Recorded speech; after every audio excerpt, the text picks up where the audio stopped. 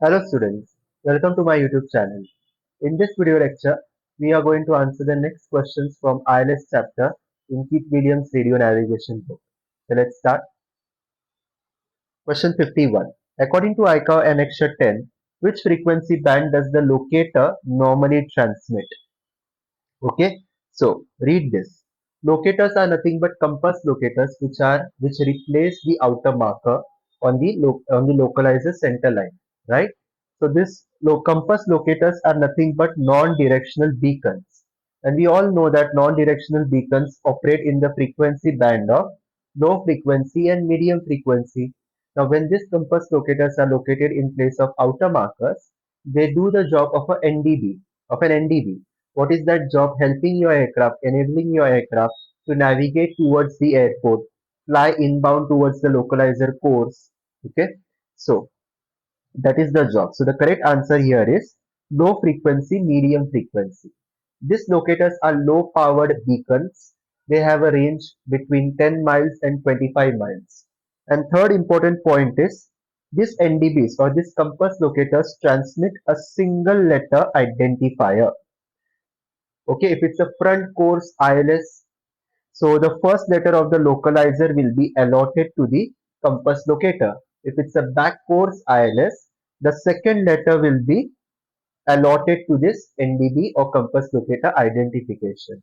Okay, so which facility associated with the ILS may be identified by a two-letter identification?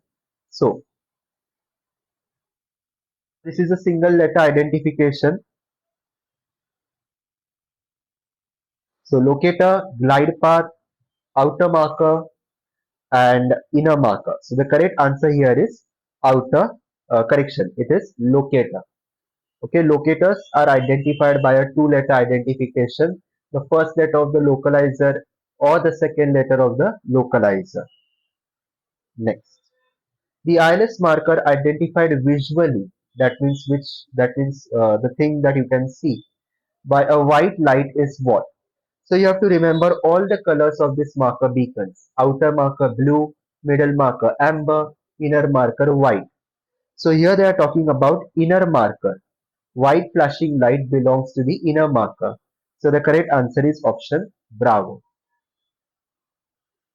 ILS marker with the higher oral frequency or the highest oral frequency is what? So all these marker beacons transmit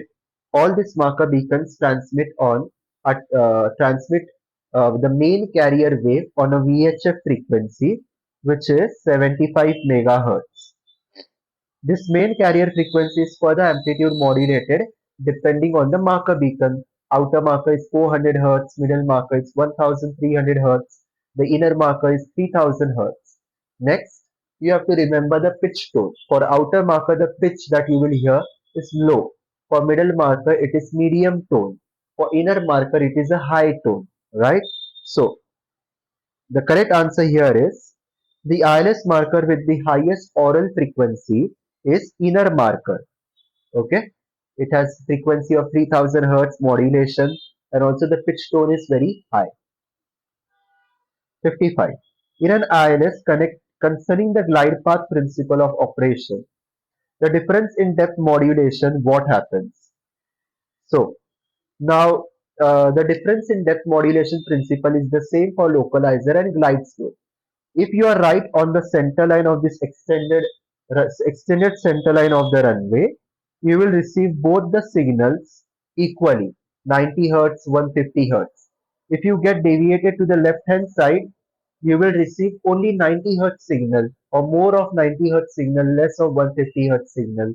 If you get deviated to the right hand side, you will receive more of 150 Hz signal, less 90 Hz signal. So this is what will happen, right? So if you are right on the center line, the difference in depth modulation, the difference between these two signals will be zero. There will be a balance, equilibrium. But if you get deviated a little bit even left or right or extreme left or extreme right, this difference in depth modulation will increase. Okay, so the difference in depth modulation decreases with angular displacement below the glide path. So let's say now this was for localizer. Now for glide path, now for similarly for glide path, Okay, let's say this is your runway and this is your standard 93-degree glide slope. Now there will be 90 hertz signal, there will be 150 hertz signal overlapping each other. As a pilot, your goal is to fly in this overlapping region, right in the center like this. Okay. So when you are in the center, the difference in depth modulation will be zero. But if you get deviated above the glide slope, you will receive more of 90 hertz signal. If you get deviated below the glide slope, you will receive 150 hertz signal. So the difference in depth modulation will get affected.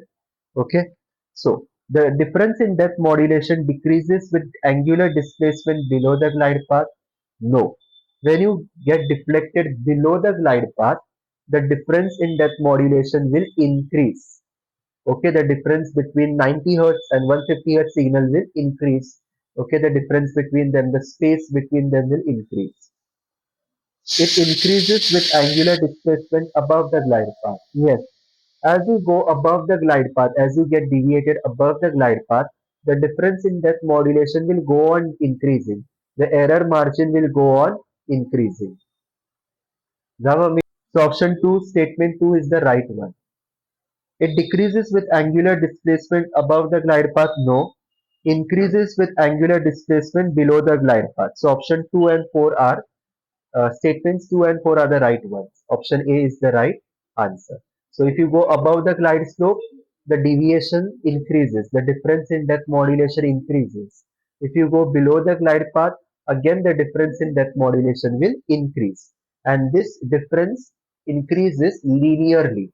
Okay, that is another important point. On finals of ILS approach, you are zero point 0.6 nautical mile from the threshold. Zero point 0.6 mile means you are very close to the threshold. Now, zero point 0.6 nautical mile is nothing but how many kilometers? 0.6 into 1.85 is 1.11 kilometer.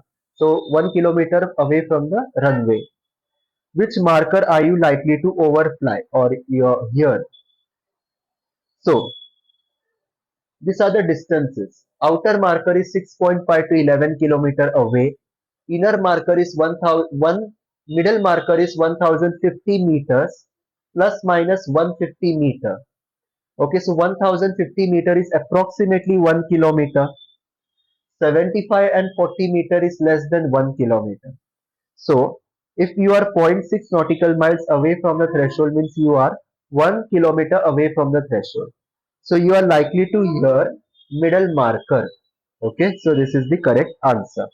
Bravo is the correct answer. Next. Regarding ILS, which is the true statement. All markers transmit at 75 megahertz. Yes. Like I said, all these three marker beacons will transmit on a fixed carrier frequency 75 megahertz, which is VHF frequency. These frequencies are further amplitude modulated depending on the marker beacon. For middle marker, it's different 1300. For outer marker, it's 400. Inner marker is 3000. Whatever. Okay, but the main frequency transmission happens at 75 megahertz. So A is right. Three different markers can be used in ILS to determine the distance to the ILS touchdown zone. Okay, the outer marker indicates the position where normally the descent has to start. The inner marker warns the pilot of the last chance to commence the missed approach procedure. The markers are only important in the situation where glide path transmission has stopped. The middle marker indicates the position for the decision for a missed approach during a Cat 1 approach due to bad visibility. So the correct answer is marker the middle marker is the position where you have your decision height or decision altitude. Okay, the decision where the decision is to be made whether to continue the approach to the runway or missed approach. Okay, if required visual references are not met. Next. The UHF band is assigned to locator. Wrong. Your NDB locators are LF, low frequency, medium frequency. Localizer is VHF. Outer marker is VHF. So glide path is the only instrument which works in the UHF band. 328 megahertz to 336 megahertz. So the correct answer is option Charlie, statement number 4. One of the possible disturbances of the ILS signals is scalloping. Which statement is correct? Now, scalloping means when your ILS signals bend around the obstacles surrounding it, buildings, structures, any man-made structures, etc. So, scalloping are minor changes or bends which can be followed by aircraft. Scalloping are major changes which cannot be followed. Scalloping are rapid changes which can be followed. Scalloping causes rapid indicator changes. That means the CDI needle in your CDI indicator will constantly shift left and right very fast from side to side, which cannot be followed by aircraft. Yes, if the CDI indicator needle moves left and right like that, you will be confused as a pilot whether whether to follow the CDI needle or not. One time it's showing left, another time immediately it goes to the right. So basically, the CDI indication needles are unreliable. So option delta is the right answer. The scalloping is nothing but bending of the signal around the structures, mountains, whatever, and it causes the CDI indications to be unreliable. So this concludes the lecture. I hope you have understood all the questions that I have answered in this lecture. Thank you for your time. In the next video lecture, I will solve the next 10 questions, 61 to 70. So let's meet there.